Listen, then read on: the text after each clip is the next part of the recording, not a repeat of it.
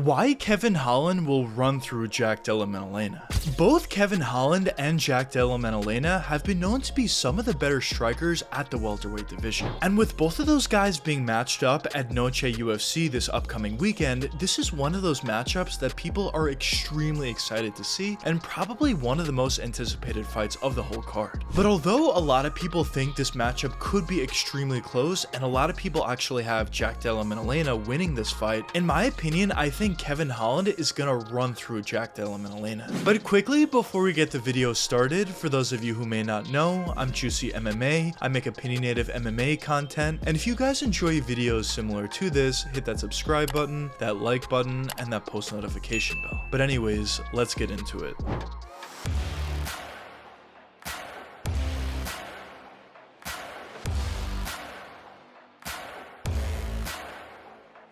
Ever since making it to the UFC, Jack Della Maddalena has been one of the more impressive fighters at the welterweight division. The way he was able to utilize his incredible boxing ability on these different guys that he was fighting early on was extremely impressive. He was obviously very diverse with what he was throwing out there, he was giving a lot of problems to his opponents, and he was basically knocking out everybody. As in his first 3 fights, he got 3 first-round KOs. But after being one of the more exciting young prospects at the welterweight division, and all the fans being extremely excited about his potential future, even some seeing him as a potential future champ, he then was going to go up against Basil Hafez in his 4th fight in the UFC. Now, one thing that I do want to mention about this is he actually had a couple of canceled bouts, and he ended up needing to cut weight 2 separate times in 2 weeks, which of course is going to have a huge effect on anybody. But either way, going into that matchup against Hafez, people saw Jack Della Maddalena as a humongous favor. People thought he was absolutely going to run through this new guy that was making his UFC debut.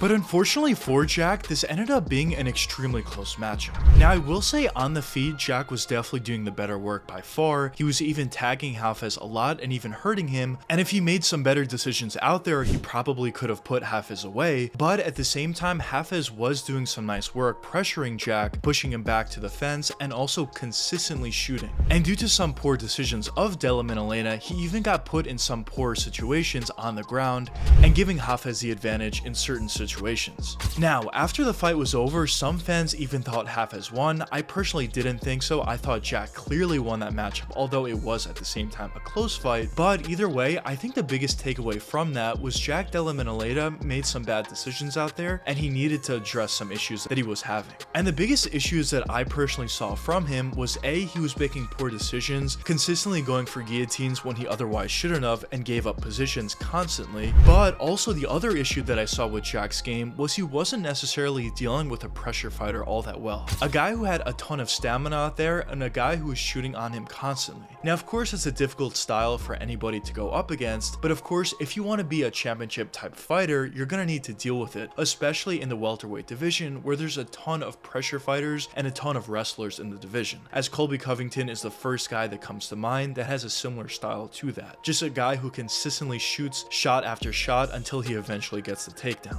Now, one more thing that I do want to mention about this fight, which is something that I talked about before, is the fact that Jack did need to cut weight in back-to-back weeks. And maybe some of those poor decisions could be linked back to that. Maybe Jack's gas tank wasn't what it normally was, and he was looking to get a quick finish to get out of there. Or maybe he was underestimating Hafez. There could be a bunch of different reasons for why he was making poor decisions out there, but either way, it isn't necessarily something that you love to see. And it's something that you definitely have to put in the back of your mind. But now, let's move on to Kevin Holland. So Kevin Holland, similar to Jack Della Maddalena, is a really good striker out there, and he's a guy who's an extremely entertaining fighter. But unlike Jack Della Maddalena, Kevin Holland has had a ton of experience at the UFC level. He's fought at multiple different weight classes, but specifically at the welterweight division, Kevin has fought some of the best guys in the world. He's fought guys like Khamzat Chimaev and Stephen Wonderboy Thompson, and although in the Khamzat fight he ended up getting submitted pretty early on, just the fact that he has experience against a guy who in my opinion is going to be a future champ is something that's very valuable to a fighter. But also in the Stephen Wonderboy Thompson matchup, although Kevin ended up losing, if you actually watch that matchup, he did pretty nice work early on in the first round, even hurting Stephen Wonderboy Thompson,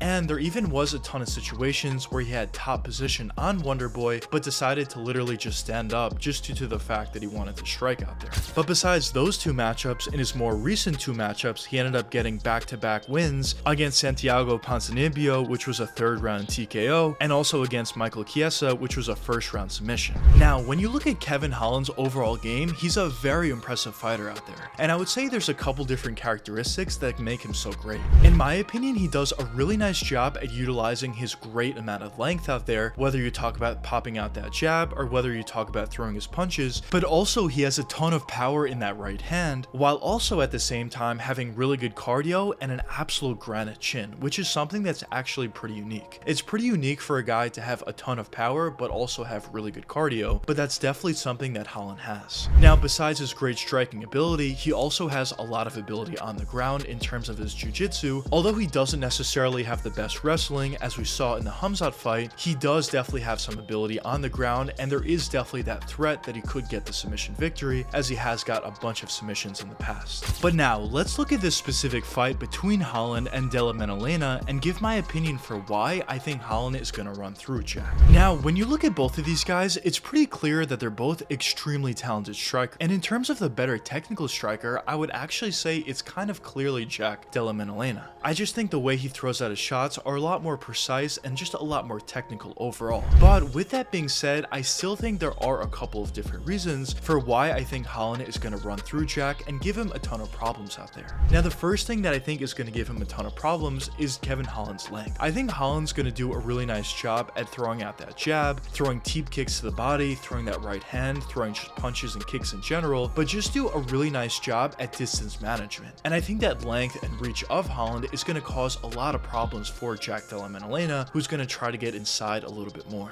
But even besides that, I think the fact that Holland has a granite chin to take a lot of the punches that Jack is inevitably going to throw at him, alongside with the fact that Kevin actually is very defensively sound. He rolls with most of the punches that he does take. On top of that, due to the fact that Holland has really good cardio out there, I just do think there are a lot of avenues and a lot of different things that are pointing in the direction of Kevin Holland. Now, also, Holland even has the capability to get a submission victory in this matchup, but it isn't necessarily something I'm expecting, as Holland doesn't typically look to go to the ground. Now, of course, I wouldn't necessarily be surprised at all if Jack does end up having some success in this fight, but I think overall, at the end of the day, Kevin is just going to do a little bit too much, and I wouldn't be surprised if he does end up finishing Jack Della Maddalena. But with all that being said, although I do think Holland is going to win this matchup relatively convincingly, at the end of the day, I am extremely excited about Della Maddalena's future. I think he's a guy that has tremendous boxing, extremely technical, does a lot of other things well as well, and in the long-term future, I wouldn't be surprised whatsoever if Della Maddalena finds himself as a top 5 welterweight, or maybe even better than that. But anyways, I guess only time will tell what does end up happening in this matchup between Holland and Della Maddalena, but also what happens in the future of Jack Della Maddalena. But anyways, let me know what you guys think in the comments. Do you think Holland is going to absolutely run through Jack, or do you not think so? But anyways, I hope you guys enjoyed the video, and if you did enjoy, check one of these 2 videos popping up now, and until the next time, peace out, guys.